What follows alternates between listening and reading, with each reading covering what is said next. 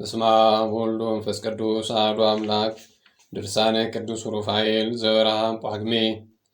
በአብ ስም አምነን አብን ወላዲ ብለን፣ በወልድ ስም አምነን ወልድን ተወላዲ ብለን፣ በመንፈስ ቅዱስ ስም አምነን መንፈስ ቅዱስን ሠራጺ ብለን ምንም ላጠይቁ አካላት ሦስት ብንል በባህሪ በሕልውና በመለኮት አንድ አምላክ ብለን አምነን አስቀድመን በኅዳር 12 ቀን እንደተናገርነው ክቡራን የሚሆኑ ከሰማያውያን ሊቃነ መላእክት ሦስተኛ የሚሆን የቅዱስ ሩፋኤል በዓል በጳጉሜ 3 ቀን የሚከበር የሚታሰብ መሆኑን እንናገራለን።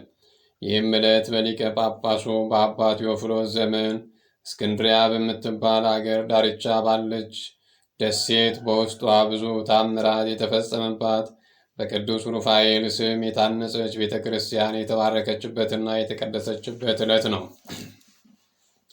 ይህም የሆነው አንዲት በጣም ሀብታም የሆነች ሮማዊት የሮም አገር ሴት ንዑድ ክቡር የሚሆን የቅዱስ ሩፋኤልን ስዕልና ልጆቿን እንዲሁም ከባሏ በውርስ ያገኘችውን ብዙ ገንዘብ ይዛ ወደ ሊቀ ጳጳሱ ወደ አባ ቴዎፍሎስ ዘንድ በመጣች ጊዜ ነበር።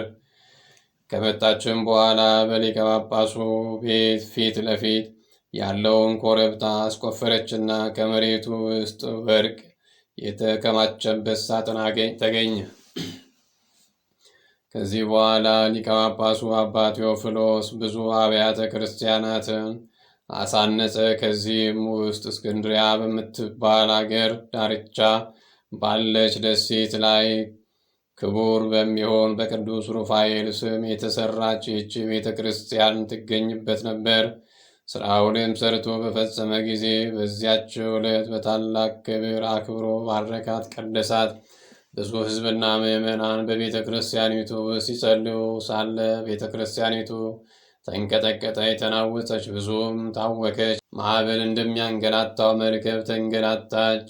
ከነቀጥቃጦም የተነሳ ቤተ ክርስቲያኗ በባህር አሸዋ ላይ ያለመንቀሳቀስ በባህር ውስጥ ጸንቶ የሚኖር ከሌሎች አሳ አንበሪዎች እጅ በጣም በሚበልጥ አሳ አንበሪ ጀርባ ላይ የታነጸች መሆኗን አይተው ተረዱ። ያም አሳ አንበሪ ከሰዎች ብዛት የተነሳ ክብደት ስለተሰማው ያችን ቤተ ክርስቲያን ሊገለብጣት ያፈርሳት ዘንድ ሰይጣን አነሳሳው። በውስጧም ያሉ ሰዎችና ሊቀ ጳጳሱ ያድናቸው ዘንድ ወደ ጌታችንና አምላካችን ኢየሱስ ክርስቶስ በታላቅ ቃል ጮኹ። ክቡር የሚሆን ወደ ቅዱስ ሩፋኤልም ማለዱ።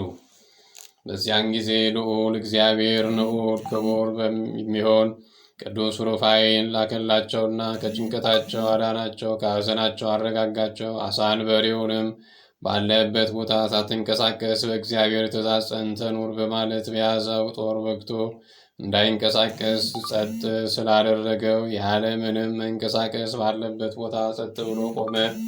ከዚያን ጊዜ ጀምሮ በዚች ቤተ ክርስቲያን ብዙ ድንቅ ድንቅ ታምራት ሲደረግባት፣ ሕሙማን ከደዌያቸው ሲፈወሱባት ቆዩ።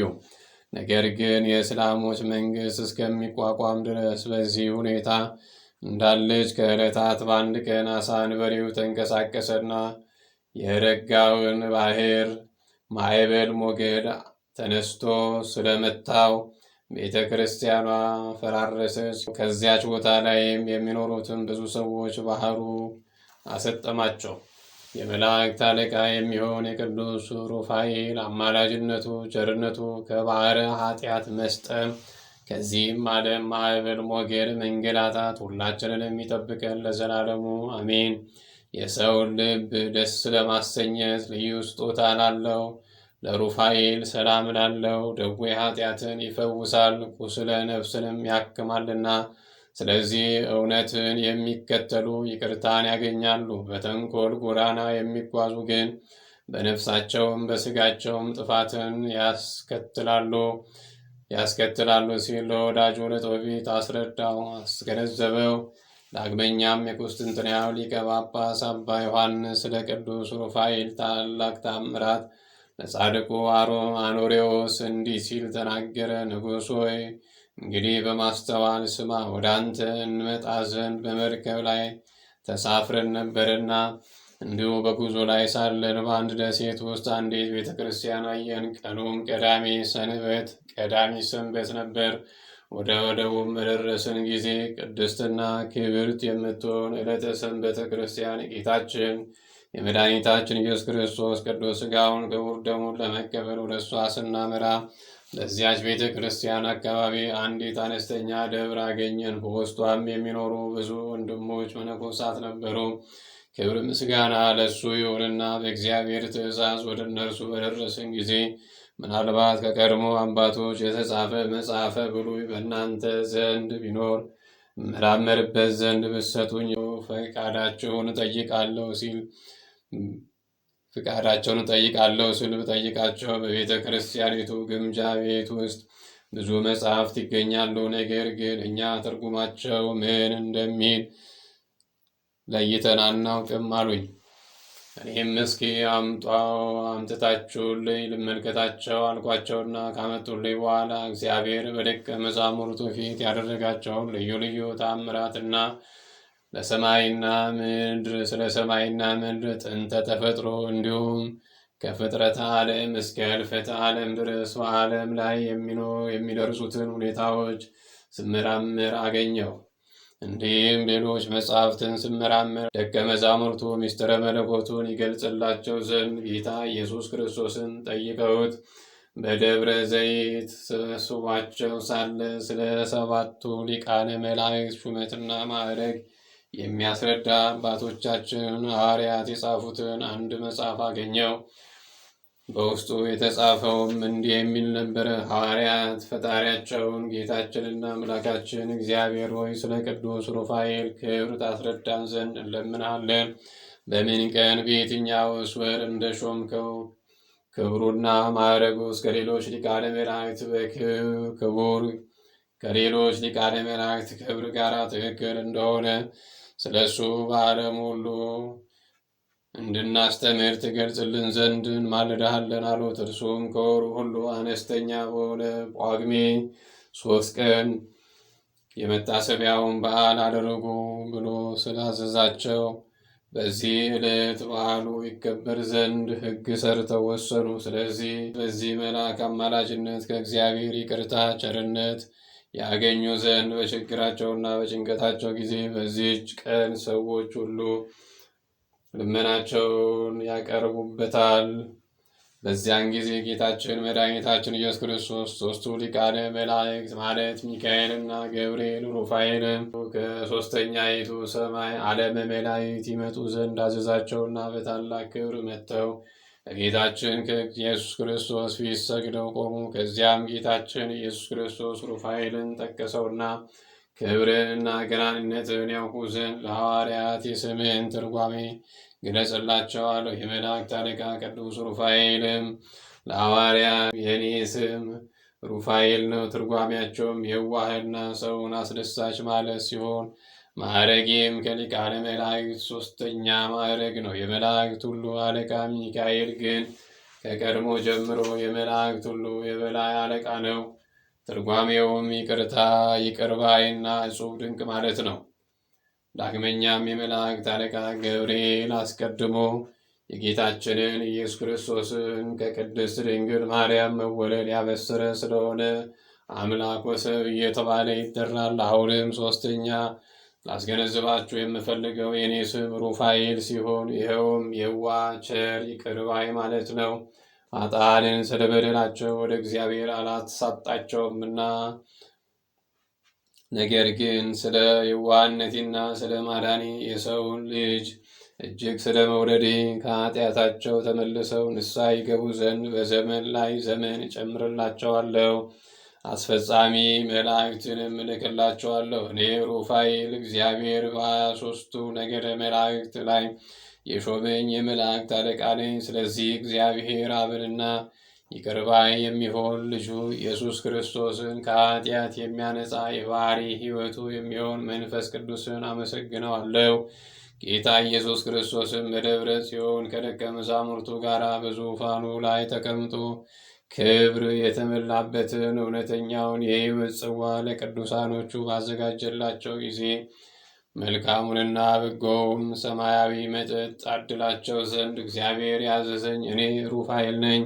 በዚህ የደስታና የሕይወት ቀንም በሆነች በዛሬቱ ዕለት ሕይወትን የምታሰጥ ከሆነች ከዕፀ ሕይወት አስቀና እንዲሁም የጽጌረዳ አበባና ዘንባባ ለክርስቲያኖች አበረክትላቸው ዘንድ እግዚአብሔር ያዘዘኝ እኔ ሩፋኤል ነኝ።